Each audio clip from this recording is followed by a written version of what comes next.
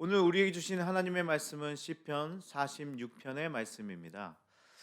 시니까요. 우리가 천천히 읊조리면서 의미를 생각하면서 같이 낭독하도록 하겠습니다. 하나님은 우리의 피난처시요 힘이시니 환난 중에 만날 큰 도움이시라. 그러므로 땅이 변하든지 산이 흔들려 바다 가운데 빠지든지 바닷물이 솟아나고 뛰놀든지 그것이 넘침으로 산이 흔들릴지라도 우리는 두려워하지 아니하리로다. 한 시내가 있어 나뉘어 흘러 하나님의 성 곧 지존하신 이의 성소를 기쁘게 하도다. 하나님이 그 성 중에 계심에 성이 흔들리지 아니할 것이라. 새벽에 하나님이 도우시리로다. 문나라가 떠들며 왕국이 흔들렸더니 그가 소리를 내심에 땅이 녹았도다. 만군의 여호와께서 우리와 함께 하시니 야곱의 하나님은 우리의 피난처시리로다. 와서 여호와의 행적을 볼지어다. 그가 땅을 황무지로 만드셨도다. 그가 땅 끝까지 전쟁을 쉬게 하시며 활을 꺾고 창을 끊으며 수레를 불사르시는도다. 이르시기를 너희는 가만히 있어 내가 하나님 됨을 알지어다. 내가 문나라 중에서 높임을 받으리라. 내가 세계 중에서 높임을 받으리라 하시도다. 만군의 여호와께서 우리와 함께 하시니 야곱의 하나님은 우리의 피난처시로다. 아멘. 사랑하는 성도 여러분, 평안하십니까? 오늘 말씀은 코로나19 사태로 어려움에 빠져 있는 우리에게도 위로가 되는 하나님의 말씀입니다. 하나님 우리의 피난처시요 힘이시니 환난 중에 만날 큰 도움이시라. 그러므로 땅이 변하든지 산이 흔들려 바다 가운데 빠지든지 바닷물이 솟아나고 뛰놀든지 그것은 넘침으로 산이 흔들릴지라도 우리는 두려워하지 아니하리로다. 그냥 말씀만 읊어도 굉장히 은혜가 되는 그런 성경입니다. 그런데요, 여기서 한 가지 살펴봐야 할 점이 있는데요. 하나님은 우리의 안전처가 아니라 피난처라는 사실입니다. 안전처와 피난처 비슷한 것 같기도 한데요. 뭐가 다를까요? 안전처는 말 그대로 그곳에만 있으면 어떠한 어려움도 없는 아주 안전한 장소를 우리는 안전처라고 부릅니다. 반면에 피난처라고 함은 일단 위험과 고난이 전제되어 있어야 할 거고요. 재난의 때에 해를 당하지 않도록 보호받을 수 있는, 피할 수 있는 그것을 우리는 피난처라 부를 겁니다. 자, 오늘 말씀에서 시편 46편은 하나님은 우리의 안전처라 이야기하지 않고 피난처라 고백하고 있습니다. 어떤 성도들은요, 예수님 믿으면 만사가 더 형통하고 하는 일마다 사업이 잘 되고 자녀들이 모두 축복받을 거라 여기면서 신앙생활 하시는 분들이 있는데요. 사실은요, 그렇지 않습니다. 예수를 믿는 우리에게도 고난이 찾아올 수 있다는 거죠. 오늘 말씀 피난처가 되신다의 의미는 하나님이 함께 하셔도 우리에게 고난이 찾아올 수는 있으나 그 고난이 우리를 넘어뜨리지 못하도록 주님께서 우리를 붙잡아 주신다, 피할 길을 열어 주신다라는 의미에 가깝습니다. 그래서 여러분, 우리의 기도는요, 항상 하나님 제게 고난이 오지 않도록, 문제가 없도록 도와주옵소서 이렇게 기도하는 게 아니고요, 어떠한 고난에서도, 문제 가운데서도 피난처 되신 주님을 놓지 않도록 도와주옵소서라고 기도해야 한다는 것이죠. 현재 시인의 상황도 좋지 않습니다. 환난 중에 산이 흔들려 바다 가운데 빠지든지 바닷물이 솟아나고 산이 흔들릴지라도, 이런 표현을 봐서라도요, 이 천재지변 또한 고난의 한 현장 가운데 있었다는 것입니다. 사실 천재지변 자체보다 더 힘든 것은요, 그것을 겪는 사람들이 가지게 되는 두려움입니다. 다시 말해 문제 자체보다는 그에 따른 두려움이 더 크다는 거죠. 요즘에요, PTSD라는 말을 많이 사용하던데요. 여러분 한번 들어보셨나요? 외상 후 스트레스 장애라는 말입니다. 생명의 위협을 받을 만한 사고를 겪은 후에 심적 외상을 이야기합니다. 자, 그 문제를 만났을 때, 재난을 당했을 때, 고난을 당했을 때 그것도 힘든데요, 그것을 겪은 사람들에게 심적 부담, 심적 외상이 있다는 거예요. 혹 여러분 가운데도 지진을 경험하신 분들이 계신지 모르겠습니다. 지진 자체보다 더 무서운 게 있다면요, 바로 이 지진에 대한 공포라는 거죠. 일본에 사시는 분들의 이야기를 들어보니까요, 지진 자체보다 언제 지진이 일어날지 모르는 그 두려움, 더 나아가 공포가 삶을 제대로 살지 못하게 한다는 이야기를 들은 적이 있습니다. 현재 우리에게 닥친 이 코로나19 신종 바이러스도요, 이 문제도 아마 이와 같을 겁니다. 바이러스 자체의 두려움보다 혹시 내가, 아니 내 가족이 이 바이러스에 걸리면 어떡하지? 이런 공포가 우리 사회를 지금 뒤덮고 있는 거죠. 그 공포가 사재기를 일으키고 서로 간의 불신을 증폭시키는 겁니다. 그러나 여러분, 사랑하는 성도 여러분, 오늘 말씀에서 선포하고 있습니다. 우리는 두려워하지 아니하리로다. 왜죠? 우리 하나님이 우리와 함께 하시기 때문입니다. 이 위기의 때에 우리에게 이러한 믿음이 있는지 돌아볼 필요가 있습니다. 우리가 정작 두려워할 것은 우리에게 닥친 환난이 아니라 하나님이 우리와 함께 하시느냐라는 사실입니다. 지금 말씀을 듣는 여러분들에게도 이런 유의 두려움이 있지 않으십니까? 이 두려움이 있는 이때 같이 한번 고백했으면 좋겠어요. 주님이 나와 함께 하시고 피난처가 되시고 힘이 되시니 내가 어떤 상황에도 두려워하지 않겠노라. 여러분 집에서 한번 읊어보시길 바랍니다. 주님이 나와 함께 하시니 피난처 되시니 내가 두려워하지 않겠노라.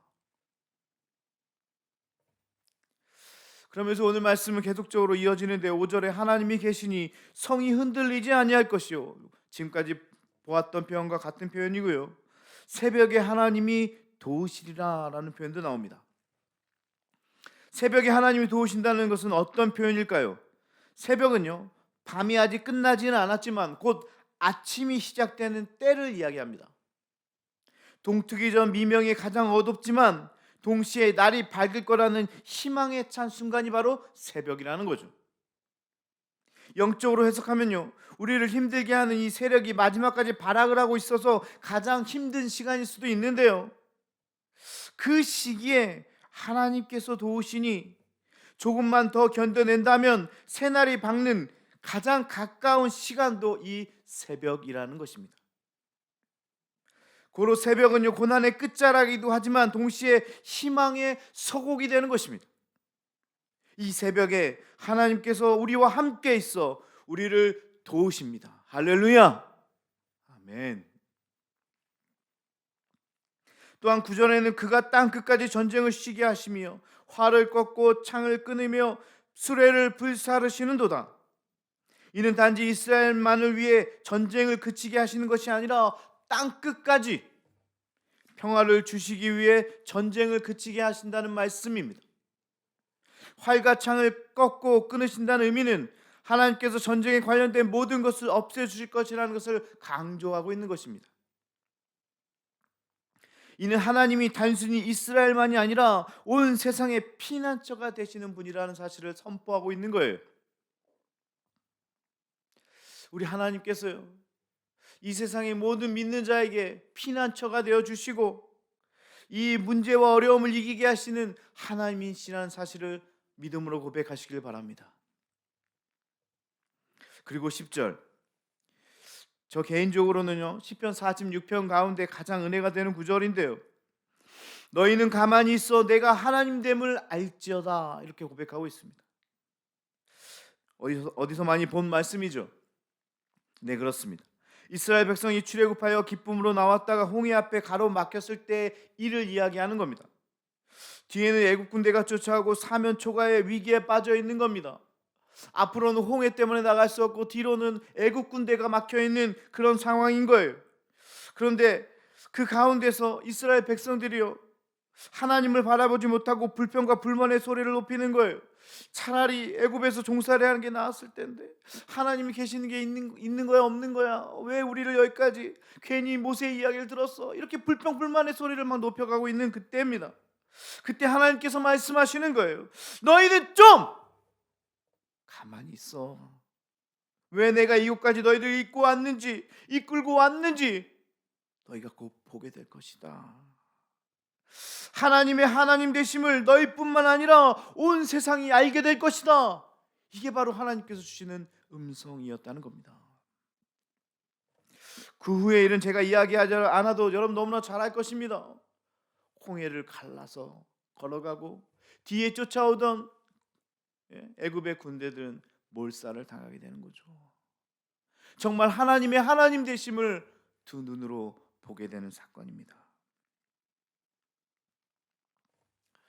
여러분, 이 어려운 가운데, 이 고난의 때 좀 가만히 있어서, 불평과 불만의 소리가 아니라 가만히 있어서 묵묵히 하나님을 바라보시고 하나님의 하나님 되심을 인정하시고 하나님께서 하실 일을 기대함으로 나가시기를 축원합니다. 그런데요, 우리는 여전히 연약하여 이스라엘 백성처럼 말로는 전능하신 하나님, 못하시는 게 없으신 하나님, 이렇게 번지르하게 말은 한다지만 정작 하나님의 하나님 되심을 믿지 못하고 이 사람 저 사람 찾아다니면서 실패와 좌절 속에 살 때가 있다는 거예요.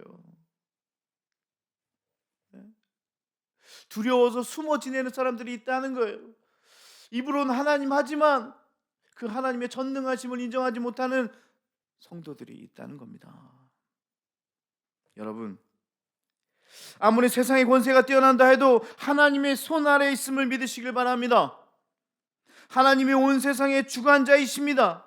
하나님이 이러한 분임을 알기에 우리는 가만히 그분의 능력을 바라고 온전히 그분을 신뢰하며 그분의 일하심을 기다릴 뿐이라는 사실이에요.